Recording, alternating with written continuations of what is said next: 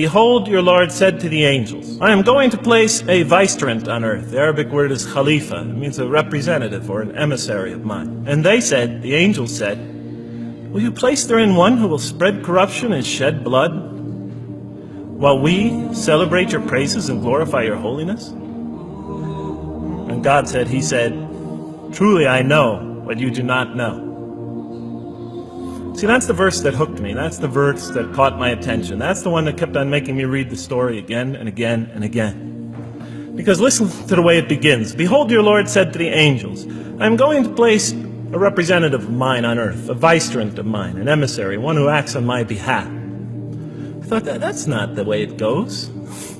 You're not supposed to be placing man on earth in some positive role. You place man on earth as a punishment for his sin. Clearly, I knew the author didn't quite get the point. But still, it was an amazing line. But then I come to the next line, and it says, "And the angels say, will you place therein one who will spread corruption and shed blood, while we celebrate your praises and glorify you?" I looked at it again. I couldn't believe the question. I looked at that and I said, exactly. That would be my question.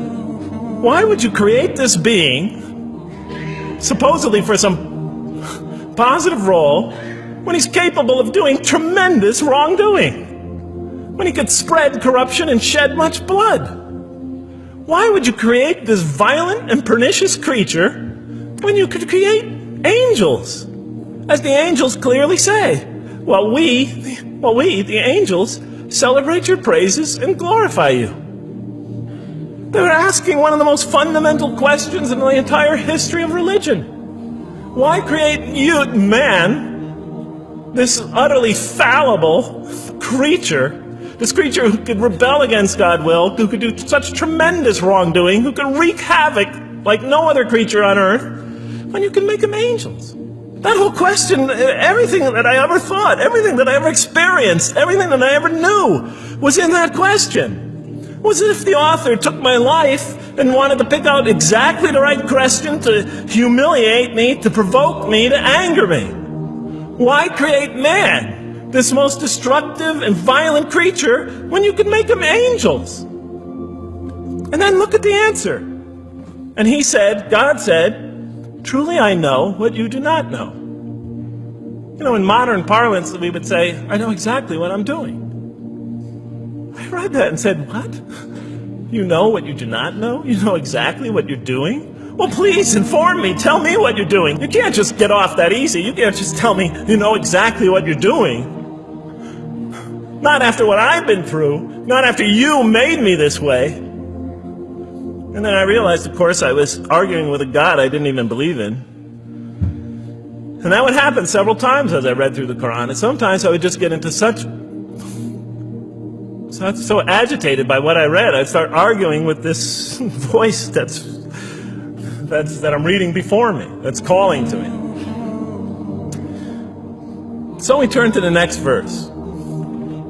It turns out that the Quran just doesn't dismiss the question. It starts to answer it a little bit. And in the next verse it says, "And he taught Adam," God taught Adam, "the names of all things. And then he placed them before the angels and said, tell me their names if you are right." So this verse is clearly referring to the previous one. But notice what it says. "And he taught Adam the names of all things." So here we see Adam is not only just a creature who knows how to name things, who's acquiring the gift of language, but he's also a learning creature. God is teaching him. Now right here, right in this verse, and it'll come even clearer in the subsequent verses, that the very first thing that the Quran is going to emphasize here is man's intellect. He is a learning creature. He is taught. And what is he taught? What is one of the great intellectual gifts he's given in response to the angel's question? The gift of language. Because through language, mankind can not only learn, but he could learn things not only through his own experience, but he could learn things that other people have experienced of times and places that are hundreds, thousands of years and miles separated from him. And so that all our knowledge becomes cumulative. Every generation learning from the generation before it. I'm learning today from authors I read from other sides of the world that may have existed 2,000 years ago. And so we all contribute to our collective learning and knowledge. And so what I'll see later in the Quran, And the Quran will emphasize this again and again and again. Like in one verse it says, read in the name of your Lord who created a man out of a tiny creature that clings. Read, it commands the reader. For your Lord is most bountiful. Why is he most bountiful? What great gift did he give you? For he taught man the use of the pen, and through it taught him what he otherwise could not know. And he taught Adam the names of all things. And then he placed them before the angels and said, tell me their names if you are right. Okay, you have this objection you have this natural question about this creation of mankind. Here, this mankind is this human being, this human creature is a learning creature. He has many intellectual gifts. Here, I'm going to place these things before you. Tell me their names if you are right about man. And what did the angel say? Glory to you. We have no knowledge except what you have taught us. In truth, it is you who are knowing, the wise. They say this task, this intellectual test that's put before them is beyond their grasp. And so in the next verse we read, and he said, oh Adam, tell them their names. And when he had told them their names, notice how it's just like it's nothing for him. For mankind, he has this phenomenal ability. And that's clearly the point of these verses. Even though I felt that the author didn't quite, it was as if I realized that he didn't misunderstand the story. He was taking one of the great stories in the history of humankind, one of the fundamental greatest stories in the history of mankind, and molding it and using it as a vehicle for an entirely original message.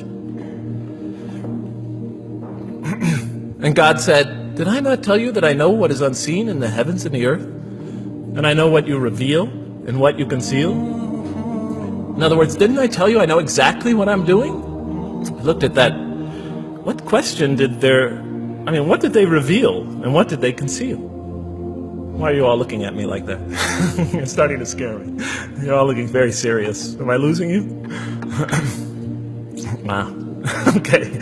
So, they revealed the sinister and evil propensities of man.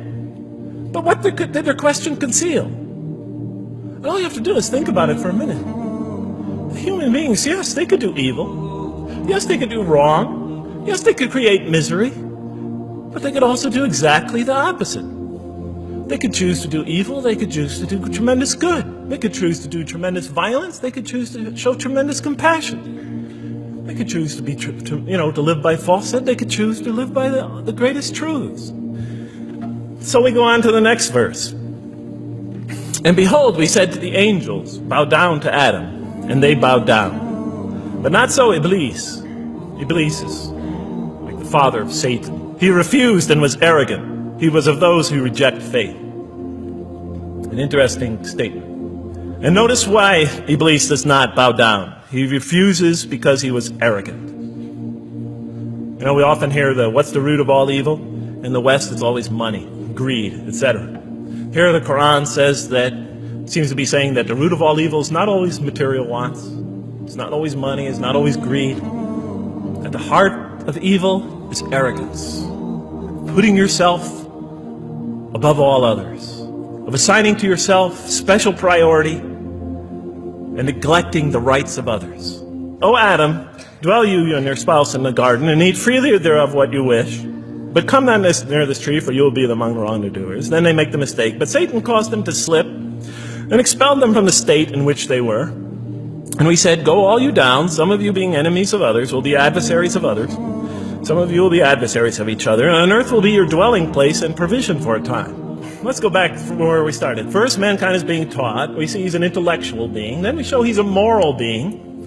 Moral being means he's a being that's going to have to make choices.